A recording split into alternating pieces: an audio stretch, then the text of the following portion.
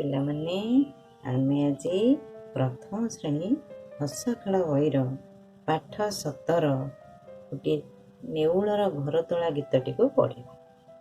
ଚାଲ ମୋ ସାଙ୍ଗରେ ତମମାନେ ସମସ୍ତେ ପଢ଼, ଗୀତ ବୋଲ। ଆଜି ଆମେ ଗୀତ ବୋଲିବା।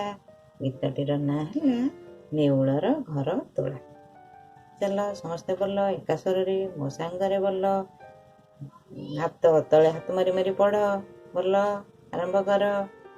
ଏକଲା ଏକଲା ଯାଉଛି କିଏ, ଏକଲା ଏକଲା ଯାଉଛି କିଏ, ଏବେ ଦେଖ ସିଏ ନେଉଳଟିଏ।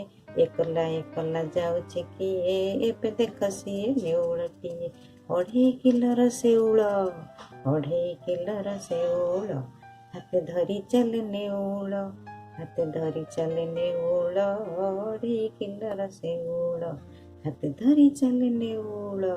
ଏବେ ଡାକିବ ସେ ବଢ଼େଇ, ଏବେ ଡାକିବ ସେ ବଢ଼େଇ, ନିଜ ଘର ଦେବ ଗଢ଼େଇ। ଏବେ ଡାକିବ ସେ ବଢ଼େଇ, ନିଜ ଘର ଦେବ ଗଢ଼େଇ। ବୁଝିଲ? ବଢ଼ିଆ ଲାଗିଲାନି ଗୀତଟି? ତା ମାନେ କ'ଣ ଆମେ ଏବେ ମୁଁ ତମକୁ କହିଦେବି। ଗୀତଟିର ମାନେ ମୁଁ ତମକୁ ଏବେ କହିଦେବି। ଦେଖନି ଚିତ୍ରରେ କେତେ ସୁନ୍ଦର ନେଉଳଟିଏ 2.5 କିଲୋର ଶେଉଳ ଧରିକିରି ଏକୁଟିଆ ଏକୁଟିଆ ଯାଉଛି ନା ନାଇଁ? ବଢ଼ିଆ ଦେଖାଯାଉନି? ତାପରେ ସେ ବଢ଼େଇ ଡାକିବ, ବଢ଼େଇ ଡାକି ତାର ଘରଟି ତିଆରି କରିବ। କାରଣ ଘର କିଏ ତିଆରି କରେ? ଘର ବଢ଼େଇ ତିଆରି କରେ ନା ନାଇଁ? ହଁ, ସେ ବଢ଼େଇ ଡାକିକିରି ତା ଘରଟି ତିଆରି କରିବ। ଏହି ଗୀତଟିରୁ ଆମେ ଏକାର ଯୋଗ ଶିଖିଲେ। ମୁଁ ତୁମକୁ କେତେ ଗୁଡ଼ିଏ ଅଭ୍ୟାସ କାର୍ଯ୍ୟ ଦେଇଛି, ଆଉ ତା ଭିତରେ ଗୋଟେ ପ୍ରଶ୍ନ ବି ତୁମକୁ ଦେଇଛି। ଆଚ୍ଛା କହିଲ, ଗୋଟେ ପ୍ରଶ୍ନ ମୁଁ ତୁମକୁ ପଚାରୁଛି।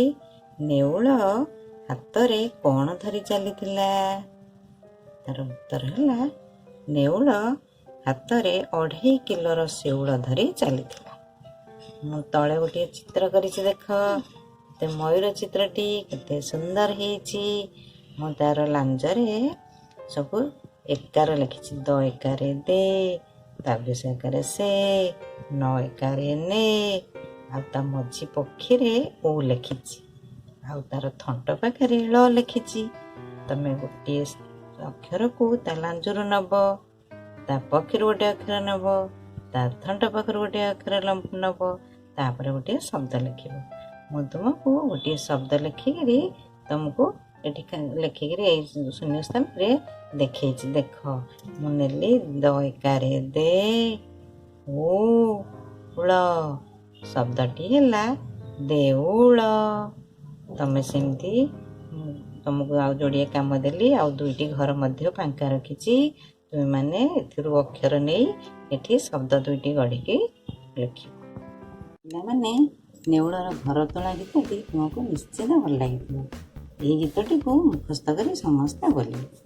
ଯଦି ଏହି ଗୀତରୁ କିଛି ବୁଝି ନ ପାରୁଥାଅ, ତେବେ କମେଣ୍ଟ ବକ୍ସରେ ଲେଖି ମୋତେ ଜଣାଇବ। ଏହି ଭିଡ଼ିଓଟିକୁ ତୁମେ ଅନ୍ୟ ସାଙ୍ଗମାନଙ୍କ ସହ ସେୟାର କରିବ। ତୁମକୁ ଯଦି ଭଲ ଲାଗିବ ତାହେଲେ ଲାଇକ୍ କରିବ, ସବସ୍କ୍ରାଇବ୍ କରିବ। ଧନ୍ୟବାଦ।